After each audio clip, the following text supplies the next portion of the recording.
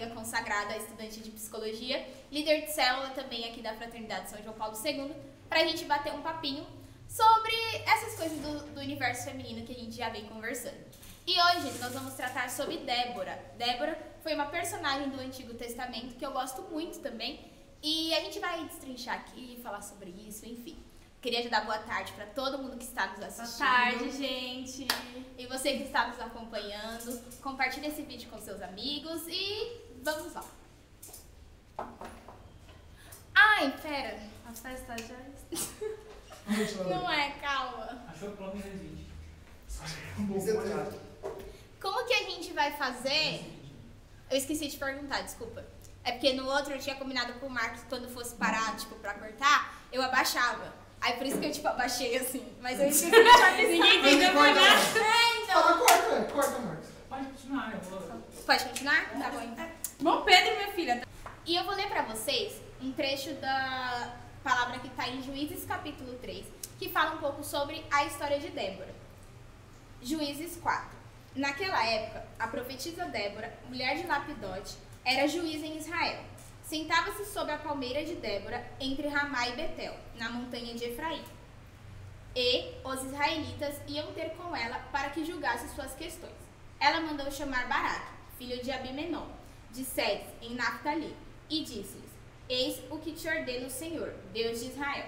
Vai ao monte Tabor, toma contigo 10.000 homens dos filhos de Naftali e de Zabulon. Quando estiveres na torrente de Quizou, te conduzirei, chefe do exército de Jabim, com seus carros e suas tropas, e te entregarei em tuas mãos. Baraque respondeu: Se vieres comigo, irei, mas se não quiseres vir comigo, não irei. Sim, disse ela, irei contigo, mas a glória da expedição não será tua, porque o Senhor entregará nas mãos de uma mulher. E Débora foi com Baraque a Sedes. Baraque convocou ali Zabulon e Naftali, 10.000 homens. Levantaram-se e seguiram, tendo Débora como sua companhia. E pra gente começar, né, falando um pouquinho sobre isso, eu gosto muito desse capítulo, né, desse versículo, porque ele conta muito sobre a característica de Débora como líder, porque tinha um povo que precisava ser conduzido e alguém precisava conduzi-los. E Débora, ela se coloca à disposição, mas ela não simplesmente se coloca à disposição por querer se colocar, mas porque ela entende que a graça de Deus habita nela e que ela tem a capacidade disso. E quando eu tava pensando sobre isso, a ideia de chamar a Raíssa aqui é pra gente falar um pouquinho sobre essa liderança feminina, que a gente sabe que não é pelos nossos méritos, não é porque a gente simplesmente vai lá e faz, mas é porque Deus, ele nos confirma, ele nos dá a graça de nos confiar um povo. E esse rebanho precisa ser conduzido e nós nos colocamos à disposição. Pode falar. Acho que você vai fazer pergunta. Não, pode falar. Ô, Vitória! Eu falei. Aí eu vou te chamar e você fala assim. Não, mas daí achei que você ia fazer uma, tipo, olha, então... Ah, tá, eu faço. Do nada, olhou pra Nossa, eu tô com mim. muito calor.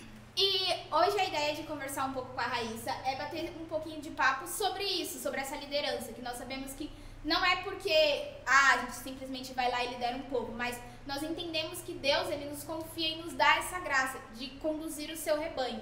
E eu queria que a Raíssa contasse um pouquinho dessa experiência. Ela já foi coordenadora de Ministério de Artes aqui da Fraternidade, hoje ela é líder de célula e a gente tem um pouquinho de experiência para contar. Depois eu vou falar um pouquinho também sobre a minha experiência como líder, mas eu vou deixar aqui com ela agora. Então, gente, eu queria falar primeiro que a minha experiência com o Ministério de Artes, ele foi, assim, muito no susto, na verdade. Eu, dancei minha vida inteira, tudo mais, mas nunca tive uma bagagem, assim, de coordenação, de, sei lá, estruturar um grupo, organizar e tudo mais. Então, pra mim, foi, no susto, realmente. Como tudo aqui, né? Vai lá e faz. Mas Deus nos capacita sempre. Sempre que Ele chama a gente pra algo novo, algo que a gente não tem experiência, Deus sempre nos capacita. Isso sempre foi, algo que acalentou meu coração e que me deixou sempre muito calma, assim, para as novas fases que, surgiram, assim, na minha vida. Então, veio a coordenação do Ministério de Artes E pra mim foi uma experiência, tipo, enorme, assim, foi muito gratificante, fui muito feliz. E que nessa função pastoral, pra mim foi... eu tive que exigir mais de mim, assim, né? Nesse nível de coordenação, de responsabilidade e tudo mais. Principalmente com o dom das pessoas ali dentro do Ministério de Artes, né? Então, ali foi meu primeiro contato, assim, com uma liderança. Depois da coordenação do Ministério, fui chamada para ser líder de uma Shekinah, eu e a irmã Valesca. E foi algo, assim, tipo, totalmente diferente como tinha sido o Ministério de Artes, sabe? Porque, para quem não conhece as nossas Shekinahs, a gente tem um trabalho mais pessoal, mais íntimo com a vida das pessoas, sabe? Então a Shekinah é um lugar onde a gente conhece realmente as pessoas que estão ali, a gente chega, a gente conversa, sabe da vida dela, o que ela passa e tudo mais. Então... De fato é uma liderança, né? Sim, de conduzir um povo. Nossa, e, tipo, bem pessoal, assim, uma coisa bem pessoal. Então, a coordenação da Shekinah foi totalmente diferente da minha antiga do Ministério de Artes. Então, foi um lugar onde eu realmente, tipo, conhecia as pessoas que estavam comigo, assim. Enfim, foi totalmente diferente ser líder de Shekinah e muito mais. Era uma Shekinah, tipo assim, relativamente mais afastada da comunidade em si, que era um pouco mais longe. Então, levar o carisma para onde eu tava, óbvio, não era só ser líder ali, ainda tinha mais funções ali. E levar o carisma, realmente o que era pra estar ali, a Shekinah. E é engraçado pensar que quando a gente fala sobre essa liderança, sobre Deus capacitar e sobre ter um povo, essa necessidade, eu vivi muito isso também durante a minha fase de líder de célula na fraternidade. Porque eu também tive uma liderança no susto, assim, né? Havia necessidade, precisava de um líder e aí, eis-me aqui. E eu fui. E, se eu não me engano, acho que eu liderei três células. Acho que foram 3 ou 4, acho que foram 3. E cada liderança tinha um ponto assim que pegava mais. Um era mais sobre evangelização, outro era mais sobre algo mais pessoal, outro era sobre eles serem mais missionários, mais apostólicos, precisavam ser mais inseridos no contexto família, outros eles eram muito amigos e a gente precisava separar um pouco. Então, cada um tem essa característica, essa particularidade que a gente vai trazendo pra nossa vida e vai vendo que é muito engraçado, porque são várias coisas que a gente precisa trabalhar, que muitas vezes a gente não sabe como, mas Oi?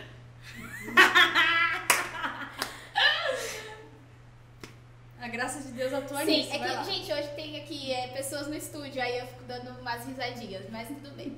Mas, de fato, a graça de Deus, ela habita e ela atua nisso e nos capacita. Imagino que Débora, quando olhou para aquele povo que precisava ser conduzido, e naquele momento, eu esqueci o nome dele aqui, mas ele chama ela, e ela pensa, tipo, meu Deus, e agora? Mas imediatamente ela se coloca à disposição, porque ela sabe que se ela não conduzir, ninguém vai conduzi-los e a coisa precisa andar. E acho que na liderança a gente traz muito pra isso também. Eu sei também que as mães, né, que nos assistem, que dentro de casa, que precisa governar a sua casa, precisa liderar os seus filhos e tudo mais, também tem muito disso. Ninguém nasce, né, o padre dizia pra gente ontem na homilia, que ninguém nasce com uma cartilha assim, o bebê nasce e vem uma forma assim, você vai cuidar dele assim. Mas a gente aprende, né? Espero que aprendamos, né? Mas a gente aprende como cuidar, a gente aprende como fazer. E tudo sobre a graça de Deus, porque Ele nos capacita. Se tem a necessidade e Ele nos suscita para suprir essa necessidade, é porque nós seremos capazes. Então, acho que é muito isso de você confiar em Deus. Mesmo quando a gente falava no programa passado sobre Esther, ia falar sobre o Lúcio, sobre Esther, é muito isso também, de você ver e aos olhos do rei, ver como ele te enxerga, sabe? Ver como ele te olha, que não é como você se vê. Porque se a gente for parar pra olhar pro que nós somos, a gente não vai dar conta, a gente não vai conseguir, a gente não, né, vai olhar para aquele povo e pensar, meu Deus, o que eu faço agora? Mas Deus, ele sempre nos capacita. E é engraçado pensar, acho que a Raíssa também tem várias histórias para contar disso. Na célula, quando a gente tá lá com todo mundo e tem vários jovens e cada um tá falando de uma coisa, ou então cada um tá pensando numa coisa, Ou então também eles estão passando por problemas diferentes. Ou então às vezes é só no meio lá da partilha que tá todo mundo lá, com os nervos à flor da pele, que jovem é muito assim. E a gente tem que ir lá intervir e... Não, gente, calma, vamos lá voltar. Quando o estudo sai um pouco do foco, do tema, a gente tem que parar. Não, gente, vamos lá. Parou aqui, vamos voltar e dar continuidade e seguir essa linha. E eu acho que isso é muito próprio da mulher também, de querer organizar, de querer... Nossa, sim, com certeza. Não mandar, né? Mas de Não, ter as coisas lá aos seus cuidados, assim. Né? Nos detalhes. Acho que posso muito bem falar da minha Shekinah nessa questão, porque a gente... Quando eu entrei na Shekinah, eles tinham, tipo, uma faixa etária diferente da minha, eles são bem mais jovens. E eu falei, caraca, meu, putz, tipo, o papo, até hoje é isso, tipo, o papo deles não é o meu, não é, tipo, o assunto deles não condiz com o que eu estou vivendo. Duas, né? A velha. Não, pô, é diferente. E daí, eu falei, como líder, o que eu preciso fazer pra realmente ser útil pra eles com a fase deles? Muitos passaram por coisas que eu jamais passei, que eu com certeza não vou passar, então, tipo, são coisas assim, você tem que enxergar os detalhes e a particularidade de cada um ali dentro. Então, teve uma época que a minha Shekinah, ela tava, tipo, cheia de casais, assim. E daí, meu Deus do céu, tipo, um monte de adolescentezinho começando a namorar e tudo mais. E como eu vou intervir ali na frente, tipo, sobre cada um, né? Em cada casal, ver o que tá acontecendo. Então, tipo, são coisas que acontecem que a gente tem que estar ali à frente pra observar. Uma coisa que a Vitória falou que é muito importante, assim, que no começo de tudo, se nós formos falar de nós, a gente acha que nunca é capaz, que a gente não consegue fazer as coisas que Deus, sabe, nos coloca ali, né? O que Ele coloca pra gente fazer. Então, mas aceitar isso, depois que passa todo o seu nervoso de não vou conseguir e tudo mais, você entende o propósito de tudo aquilo, não só para o crescimento das pessoas que você vai conduzir, mas com o seu crescimento próprio. Então, nossa, eu aprendo com eles diariamente, mesmo não estando namorando, né? E lá dando conselhos, mas sabe, nossa, a gente aprende diariamente, eu aprendo, as minhas auxiliares, irmã Valesca também, acho que eu posso falar por ela também, então, nossa, é um crescimento, tipo assim, mútuo, e que não só humano, como espiritual também, então, a gente também tem histórias, né, do Shekinah, nossa, gente, eu vou falar pra vocês, Shekinah é o lugar das histórias, assim, nossa, cara, você que não tem Shekinah, faça o favor de vir procurar a gente, porque é uma experiência surreal, assim, que a gente tem que viver, a gente tem história pra contar, com certeza. Sim, e algo muito interessante também que eu lembrei agora, falando, né, sobre essa característica de célula e tudo mais, lidar com pessoas diferentes, eu lembro que em uma das células que eu liderei, teve uma época que eles eram todos amigos, mas tinham as suas amizades particulares. E eu parei, olhei assim e pensei, meu Deus, como eu vou fazer com que eles sejam um só? Porque na sala a gente tem essa característica, né, de não ser, eu sou amiga da Raíssa. Sim. E pronto. Não, todo mundo é amigo de todo mundo vive o que todo mundo vive, né, todo mundo sofre com todo mundo e todas essas coisas. E eu tinha essa missão. E aí eu fiquei pensando, meu Deus, como eu vou fazer isso? Beleza. Comecei a fazer o quê? Observar como eles, qual era o papo, como que eles chegavam nos assuntos, nas conversas. E aí na minha cela era proibido falar de 2 assuntos: futebol e Naruto. Porque eles só falavam disso. E aí era um grupinho que falava de futebol e outro grupinho que falava de Naruto. E eu proibi eles de falarem sobre isso na cela, pra gente poder ter um assunto em comum. Porque, gente, eu não sei o que é Naruto. Então eu não tinha como conversar com eles. Não sei o que é futebol. Não tinha como me juntar lá pra falar com eles. E daí, enfim, foi proibido falar desse assunto e a gente começou a tratar sobre coisas da vida, normal, assim. E eu lembro que teve uma época que a gente até teve que, tipo, parar, porque eu precisava ensinar pra eles ser família. E daí, eu lembro que a gente comia muito na minha célula. Nossa, eu sempre postava foto e o pessoal ficava, uau, olha a sua célula. A minha escassez ali. Porque na minha célula tinha muita comida.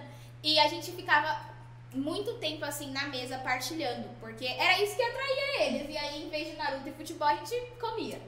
E isso atraía muito eles e a gente começou a criar um vínculo de tipo, um se preocupar com o outro, olhar pro outro, tentar entender a dor do outro, todas essas coisas. E ali a gente foi criando esse vínculo. E eu acho que isso se dá muito da percepção de quem tá liderando. Eu acompanho também, hoje, a nível pastoral, já não sou mais líder de célula, mas faço a supervisão das células que a gente tem aqui na fraternidade. E olhando pra, por exemplo, característica, é muito diferente a característica de uma célula que é liderada por uma mulher e de uma célula que é liderada por um menino. A célula dos meninos, geralmente, é tudo muito mais prático. Nossa, sim, concordo sabe, plenamente, assim, plenamente. Se você for ver, vai ter um cartaz de boas-vindas, não vai ser ele que vai fazer e nem ele que vai ter essa iniciativa. Serão as meninas. E aí, quando você vê célula de menina, nossa, tem coisinha de... Como fala? Quando arruma assim, faz uma comidinha e coloca um bilhetinho. Não, todas essas coisas, faz cartinha, assim. cheio desses detalhes. E aí a gente vai vendo que isso é muito característico também. Sim. Própria do homem e própria da mulher. E acho que agora mudando um pouquinho esse contexto, quando a gente fala também sobre a liderança feminina, não só no âmbito da igreja e de casa, mas também no mundo corporativo. Quando a gente para ver sobre grandes mulheres que ocupam grandes cargos, a gente sempre para e vê sobre toda a questão do preconceito, de ganhar respeito, ganhar espaço, todas essas coisas. Que a gente vê também que parte muito de uma cultura, né, própria de um... não é de hoje que isso surge, e faz muito tempo que, enfim, grandes cargos eles não eram ocupados por mulheres. E hoje as mulheres elas estão cada vez mais ganhando mais espaço. E eu acho que isso se dá muito, e eu tento trazer pela minha vida também, como uma pessoa que está no meio corporativo, que gosta, né, que vive isso, assim, eu gosto de trabalhar, de, né, ter um lugar assim, eu gosto muito disso. E eu vejo que, assim, o mais difícil que você tem, assim, pra encarar, o que é mais difícil, assim, é você conseguir se posicionar. Porque quando você posiciona, quando alguém para pra discutir, de repente, às vezes você fala uma coisa ou outra, a pessoa, ela até escuta. Só que, tipo, passa batido porque, né? Sim. Só que quando você fala algo, assim, que tem relevância ou algo que você tem propriedade de falar, é muito diferente. E aí, a partir dali, a pessoa, ela começa a te dar mais crédito, assim, né? Se a gente pode dizer. E acho que isso se dá muito também por nós, mulheres, sempre nos... Como eu posso dizer? Não é que a gente se coloca inferior, mas não, e eu não tô falando aqui de... Como fala? Feminina. De uma ideia feminista, de não sou submissa. Não é nesse sentido. É no sentido de trabalho, meio corporativo, de tipo, não vou lá fazer isso porque tem outra pessoa pra fazer, ou, sabe? Mas de você se posicionar. E, cara, se precisa de alguém que eu, né, falando de mim, eu sempre tive essa graça da comunicação, de falar sobre essas coisas. Então, principalmente na última empresa que eu trabalhei, eu fazia bastante isso, de falar, de apresentar, de receber clientes e tudo mais. E é engraçado porque tinha lá os homens e o que podiam fazer e tudo mais. Só que eu me colocava, eu sabia fazer, eu sabia que eu tinha capacidade, eu ia lá e falava, vai vir tal cliente, eu posso conduzir a reunião? E o meu chefe, graças a Deus, era uma pessoa muito boa, que deixava, que acreditava muito, muito, muito, muito em mim. E deixava eu ficar totalmente livre, à vontade, e eu ia lá e fazia. Só que depois eu sabia que não era porque eu tava fazendo aquilo que, simplesmente ia, não. Eu sabia que se eu tava ali, Deus, ele tava me capacitando, ele tinha me capacitado pra estar naquele lugar. E isso faz parte da nossa missão também. Porque a nossa vida também não é só igreja, só esse meio. Nossa. Mas nós temos também o meio social que a gente precisa levar essa liderança pra lá. Acho que até é um assunto que minha Shekinah fala muito, a gente fala muito, principalmente as meninas, elas têm essa questão, elas me perguntam bastante, a gente conversa muito sobre isso. Sobre a mulher na sociedade, assim. E são pontos, não tem como, assim, abrir um parêntese pra falar de feminismo nisso, porque pra mim não tem como, assim, uma coisa liga a outra. Então, primeiro eu vou falar, uma situação aqui, acho que, sei lá, seja frutífera pra vocês, mas, enfim, a gente fala muito na Shekinah sobre a mulher ter voz e tudo mais. E a gente entrou nesse assunto de feminismo e tudo mais.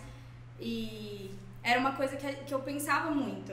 Antes, as mulheres, quando introduziu o movimento feminista na sociedade, as mulheres pensaram, pra eu ter voz, como eu vou me vestir? Como um homem. Então, aí que a gente começou a usar calça, tipo, cores mais frias e tudo mais, assim. Não sei que entra num assunto mais de vestimenta, de feminilidade, mas acho que também dá pra gente pensar aqui. Então, o pensamento por si só, ele já é meio não tem muito sentido, assim, acho que vocês concordam comigo. Tipo, eu, mulher, pra eu ser ouvida, eu tenho que me vestir mais como um homem, sabe? E uns tempos atrás agora, a tia Carminha veio falar comigo, a gente tava conversando, beijo, tia Carminha. Beijo, tia Carminha.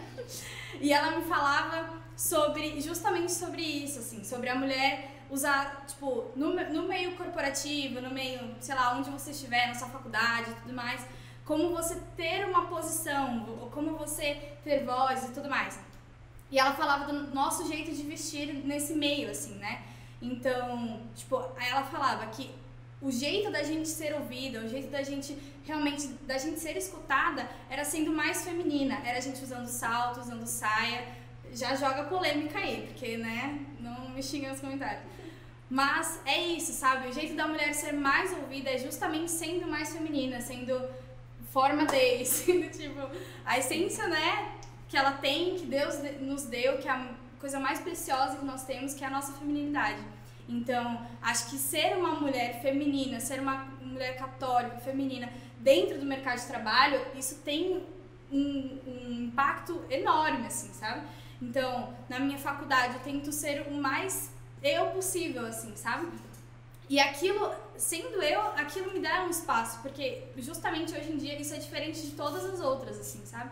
E ver uma mulher feminina, ver uma mulher que sabe a sua essência e segue aquilo, a vontade de Deus, em tudo que ela nossa, você olha, tipo, ela não passa batida em lugar nenhum, então, tipo, não sei, talvez não entre no nosso assunto, mas eu acho legal a gente comentar aqui, Sim. né? E é uma das características também que a gente... uma das ideias que a gente tem para trazer para o programa, né? Sobre essa questão da feminilidade, da essência da mulher, porque é isso que nós somos e é isso que vem cada vez mais se perdendo e a gente precisa, nós como mulheres cristãs, nós temos essa missão de resgatar e de trazer de novo isso, sabe? Essa essência da mulher, porque quando a gente estava falando aqui sobre os movimentos, tudo que ele vem fazer é destruir a figura feminina e massacrar e, nossa, ser mulher é horrível, meu Deus, me leva e me faz homem. Porque é péssimo ser mulher, porque tem cólica, porque sofre pra parir, Nossa. porque todas essas coisas. Só que não é só isso, sabe? A essência da mulher, ela não é só de uma essência de dor. Por mais que, quando a gente para pra ver, né, 50%, mas não é só isso, só esse sofrimento. Mas há uma beleza. E quando a gente estuda sobre a teologia do corpo de São João Paulo II, a gente enxerga isso. E acho que quando a gente teve até esses ensinamentos na comunidade, que partiu daí, né, da gente entender que há uma beleza em ser mulher, há uma beleza na nossa feminilidade.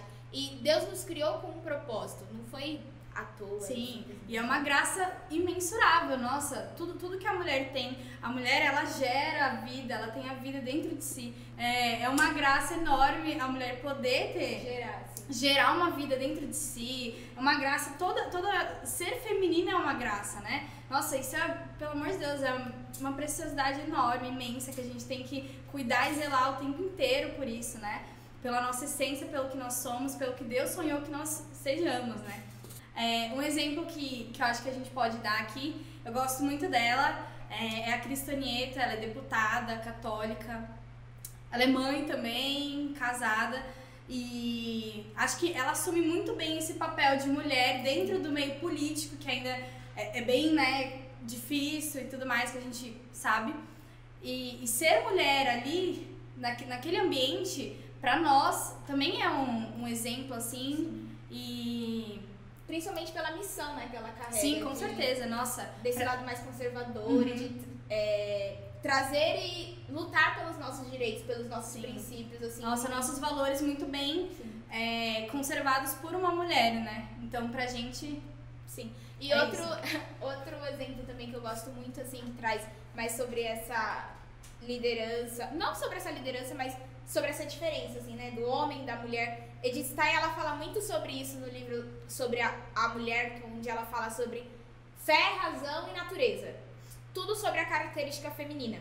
E ela fala sobre a principal diferença de, por exemplo, lá que é governado por uma mulher e lá que é governado por um homem, conventos que são governados por mulheres e conventos que são governados por homens. E isso me chamou muita atenção, porque quando ela fala sobre a diferença, quando você para pra ver, nossa, um convento que ele é liderado por mulheres, né, um ramo feminino, ele tem aquelas características mais educacional, familiar, de ser mais voltado pela característica da mulher. E um convento que ele é um ramo masculino, né, ele é mais voltado para a missão, para a pregação, mais para esse lado que é próprio do homem. Sim. Também, do trabalho e tudo mais. E eu achei bem interessante porque ela fala isso e em nenhum momento ela rebaixa o convento masculino e exalta o convento feminino ou vice-versa. Não, ela mostra que os dois existem, que os dois podem existir sim pela salvação, para a salvação dos homens e que cada um tem a sua característica e que tem lugar para todo mundo. Sim. Quando a gente fala sobre essa questão de educação, sobre família, sobre, né, essa igreja doméstica, a gente vê que tem lugar para todo mundo, porque tem mulheres que foram chamadas para constituir famílias, teve mulheres que foram chamadas para seguir Nosso Senhor na vida religiosa e nenhuma, não vai ser uma mais salva e outra menos salva por conta disso, mas que ambas têm a sua necessidade, o seu papel na história, sabe? E eu acho que isso é muito próprio, assim, quando a gente para pra estudar, ver mais sobre a nossa característica, a nossa essência, assim. Acho que... E Deus faz as coisas tão certas, assim, tanto pensando na mulher e no homem, assim. A gente pode ver dentro do matrimônio.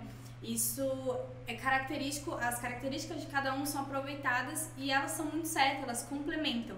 Então, o homem, ele é a cabeça do matrimônio, só que a mulher é o corpo. Então, tipo, se um não tiver o outro, não tem matrimônio, não tem uma união ali para gerar os filhos e ter uma família. Então, a necessidade da mulher ali exercer o papel dela, tanto dentro de um convento quanto dentro de um relacionamento de matrimônio, é essencial, assim, para a construção geral daquilo, sabe? E a mulher fazer justamente o que ela tem que fazer, assim, as coisas que são próprias dela, o homem tanto próprias dele, e nisso a gente busca a salvação, assim, sendo o que nós nascemos para ser a nossa essência. E de juntar também, né? E de ver que um completa o outro. Nossa, e de que as características e os afazeres de um completa o do outro, assim. E tudo isso é muito bonito quando a gente começa a ver por uma perspectiva cristã. Porque quando a gente, como eu tava falando, né? Que hoje a figura da mulher, ela é totalmente descaracterizada, destruída. E quando a gente pra ver o ser família, qual que é a essência disso, é muito diferente, assim, e dá brilho nos olhos quando a gente vê aqui na paróquia também, quando a gente pra ver, assim, as famílias e aí aquele casal que a gente ama, os ministros. Gente, a coisa mais linda! É impossível você olhar pra aquela mulher e falar assim que ela com os filhos e o marido que eles não são felizes. Nossa. Claro, tem as dificuldades de qualquer casal, de qualquer família. Mas, gente, ela chega assim pra gente, oi? Nossa, gente, com a criança sério? assim no colo, com o outro gritando lá. Queria mostrar pra vocês. E aí é aquela, sabe, é isso que dá o brilho no olhar, porque a gente vê que não é algo que passa, sabe? Sim, tem com mais, como eu posso dizer, existe algo além daquilo ali, sabe? Do que a sociedade vê, do que a sociedade fala. Existe algo que de fato ele dá sentido, assim. Então acho que isso é uma das características, assim, amarrando tudo, né, que a gente falou, assim, sobre a liderança, sobre o sentido, sobre o ser mulher, sobre o ser feminina. Acho que tudo se resume a existe algo além. Toda vez que a gente se debater e se deparar com o que a sociedade impõe, do que a sociedade fala e do que tudo é tratado, assim, a gente precisa enxergar com os nossos olhos voltados para o alto e ver que existe algo além.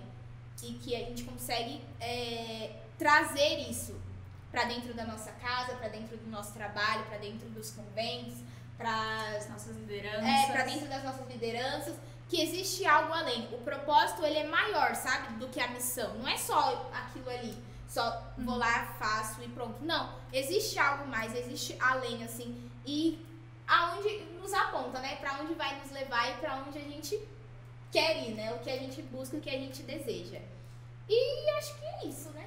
Acho que é A gente, isso. eu Falamos falo bastante, muito e aí inclusive. trouxe uma pessoa que fala muito Nossa, também. se deixar, gente, juro, a gente fica aqui o dia inteiro. Mas acho que tá sendo bem legal. Esse é o último programa do ano. Mas, né, eu fiquei... Que feliz que eu tô aqui. Mas Ai, nossa, parece que eu tô odiando, ainda bem que vai acabar. Não, eu fiquei muito... É que é um dia especial, assim. Sim, muito Jogo especial.